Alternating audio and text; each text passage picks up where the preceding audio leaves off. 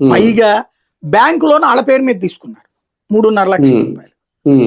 మళ్ళీ government bank loan తీసుకుంది 14,000 కోట్లు.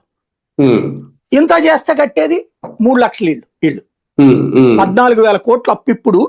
అప్పుడు వాళ్ళందరి పేరున తీసుకున్నటువంటి దాదాపు 2.5 లక్షల మంది పేరున ఒక్కొక్కళ్ళ దగ్గర నుంచి 3.5 లక్షల చొప్పున తీసుకున్నారు. అదే ఎన్ని కోట్ల రూపాయలు అయిపోయినాయి? అదే కదా ఖర్చు పెట్టలేదనే కదా జగన్ ఆపింది. చివరికి ఒక 50,000 లక్ష ఇళ్ళు గట్టి పూర్తి చేసినట్టున్నాడు. అందులో జగన్ ఇచ్చిన ఇళ్ళన్నీ ఇండివిజువల్ హౌసెస్, ఇవి అపార్ట్మెంట్ టైప్ హౌసెస్.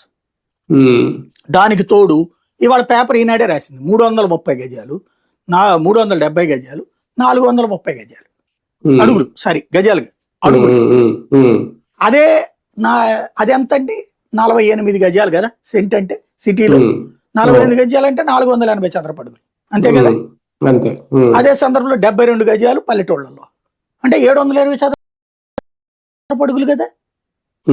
అవేమో సమాధులా, ఇవేమో పునాదులా? మనకి విచిత్రం. అంటే ఆ పేపర్లో రాసే వాళ్ళకి కూడా ఆ రోజున అట్లా రాశారు, ఇప్పుడు అద్భుతం జరుగుతోంది అని రాసుకొస్తున్నారు. ఇవి ఊరి చివరే కదా.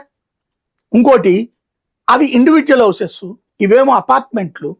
దీంట్లో మళ్ళీ 4 అంతస్తులు అట్లా కట్టారు. 4 అంతస్తులకి వాళ్ళ లిఫ్ట్ లేకుండా ఏడెక్కుతున్నారండి. చివరికి ఇచ్చుకుంటారు, అమ్ముకుంటారు. లేకపోతే అదే మరి అనేది ఎట్లాగే అక్కడ గుంటూరులో కూడా కట్టారు.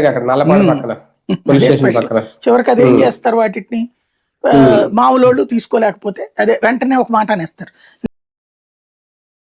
లేబర్ ఎక్కుతారు లేవాయి అని. లేబర్ ఎక్కుతారు. ఒక రోజుల్లో బాగానే ఉండేది. ఇవాళ ఇంకోటి లేబర్ కూడా వయసు 40 దాటాక ఎక్కగలిగేది ఓపిక లెక్క.